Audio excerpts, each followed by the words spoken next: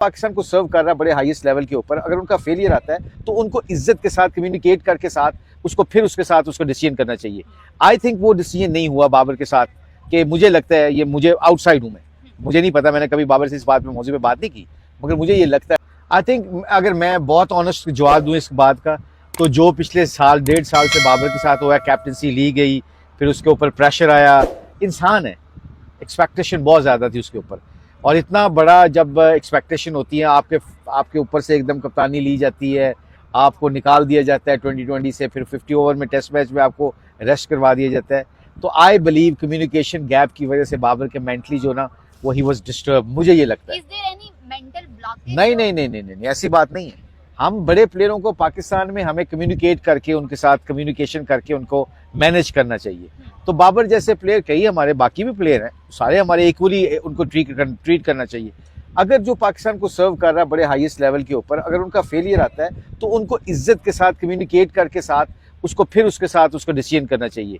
I think वो decision नहीं हुआ बाबर के साथ, कि मुझे लगता है, ये मुझे आउटसाइड हूँ मैं, मुझे नहीं पता, मैंने कभी बाबर से इस बात में मौजूद पे बात नहीं की, मगर मुझे ये लगता है कि कम्युनिकेशन गैप की वजह से वो जो एक ऑनरशिप होती है ना, जब फेलियर में जब बंदा ऑन करता है किसी को, वो नहीं ली गई।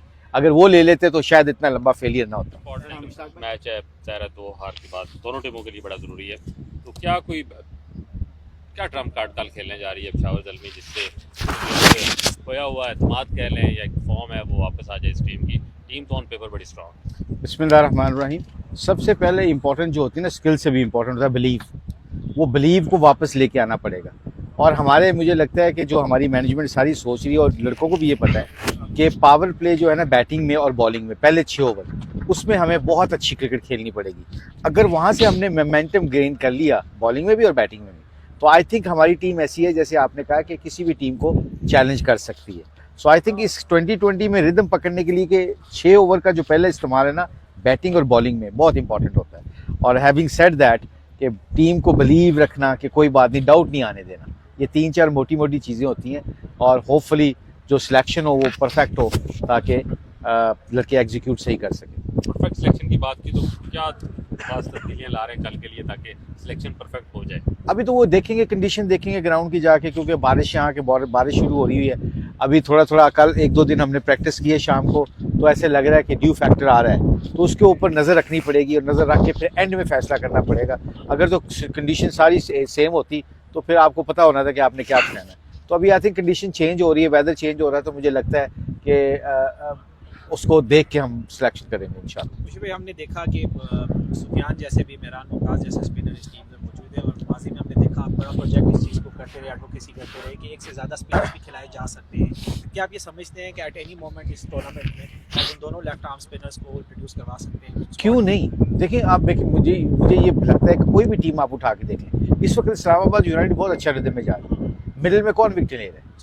हमाद वसीम और शदाब बीच में आगे विकेट लेते, बल्कि उनका साथ एक लड़का है, उसने 1-2 विकेट ले ली। और कोयटा ग्लेडियर एक मैच जीता, कौन विकेट ली? स्पिनर्स ने ली, अबरार ने ली, उन्होंने ली। आई थिंक स्पिनर्स का रोल किसी भी फॉर्मेट में बहुत इंपॉर्टेंट होता है। उसकी वजह कि लोग उनको मारने जाते हैं, विकेट मिल जाती है आपको, और विकेटें ही आपको मैच जिताती हैं, विकेटें ही आपको गेम में वापस लेके आती हैं। तो मैं as a spinner coach, spin coach होने के नाते, मैं तो बहुत हमेशा इन्फ्लुएंस करता हूँ कि स्पिनर्स का मतलब है स्पिन द बॉल। अगर if you try to spin the ball, और अगर आपको 1-2 छक्के पड़ जाए तो विकेटें ले लेते हैं। मैं कहता हूँ रादर देन 4 ओवरों में आप 22 रन दे के 1 विकेट लें, 40 रन दे के 3 विकेट लें, तो वो ज़्यादा इफेक्टिव होता है टीम के लिए।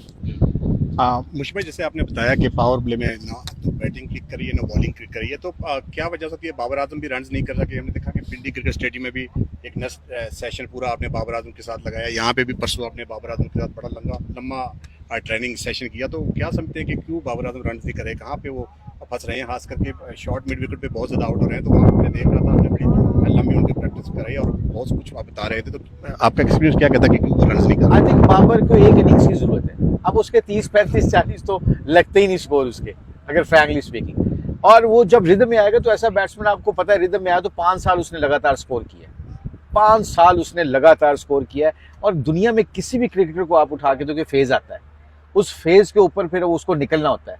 और ये जो फेज आता है ना, ये बाबर के ऊपर जो मेरा यकीन है इंशाल्लाह, ये जो फेज आया है ना थोड़ा सा, ये बाबर को और बड़ा प्लेयर बनने के लिए आया है, क्योंकि इसमें से वो निकल गया ना, तो उसको पता चल जाएगा कि ये कौन सी मेरे फेलियर्स जब आते हैं तो उसको हैंडल कैसे करना है। कामयाबी को हैंडल करना इतना वो मुश्किल नहीं होता जितना फेलियर को हैंडल करना।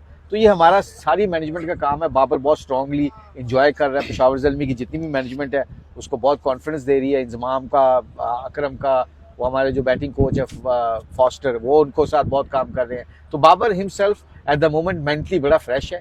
उसको आई थिंक ये बहुत इंपॉर्टेंट है उसके लिए, स्कोरों से भी ज़्यादा। डेथ बॉलिंग में पाकिस्तान बड़े लंबे अरसे से परफॉर्म नहीं कर रहा है। ओवरऑल सारी फ्रेंचाइज आप देख लें, मुल्तान सुल्तान भी डेथ बॉलिंग में बहुत ज़्यादा रन दे रही है। तो क्या समझते हैं, एक वक्त था कि फास्ट बॉलिंग पाकिस्तान की जान हुआ करती थी, तो आजकल तो 5 ओवर में 70-80 जो अपोजिशन थी वो आराम से कर लेती है। एक तो बैटिंग के स्किल बहुत ऊंचे हो गए, आप बहुत ज़्यादा ऊंचे हो गए स्किल। इसके ऊपर बॉलर्स ने स्किल अपने इम्प्रूव नहीं किए थे। आपके यॉर्कर जो आपके स्लो वन है उसके ऊपर आपको ना ज़्यादा परफेक्शन चाहिए होती है, इसके लिए प्रैक्टिस चाहिए होती है। कहते हैं ना, you sweat more in the nets you will sweat less in the game. इसका मतलब क्या है कि प्रैक्टिस उतनी नहीं की जाती। यॉर्कर की प्रैक्टिस अगर मैं करूंगा आधा घंटा, पौना घंटा, तो फिर जाके मैच में यॉर्कर लगेंगे। तो इसलिए मेरा ख्याल है जो हमारे जो फास्ट बॉलर्स हैं या हमारी जो बॉलिंग थोड़ी सी लैग कर रही है, मिडिल में स्पिनर स्पिन नहीं करने की कोशिश करते, बचने की कोशिश करते हैं। फास्ट बॉलर हमारे एंड में यॉर्कर, उनमें प्रैक्टिस नहीं है इतनी उनकी। और प्रैक्टिस अगर तगड़ी करेंगे यॉर्कर मारने की, स्लो वन की वेरिएशन जो जिस तरह बैट्समैनों ने इन्वेंट किए हैं शॉटें, अगर ये हमारे फास्ट बॉलर भी अगर एक स्टेप आगे होंगे तो आई बिलीव दैट के स्किल तो हैं, उसको प्रैक्टिस करके एग्जीक्यूट किया जा सकता है।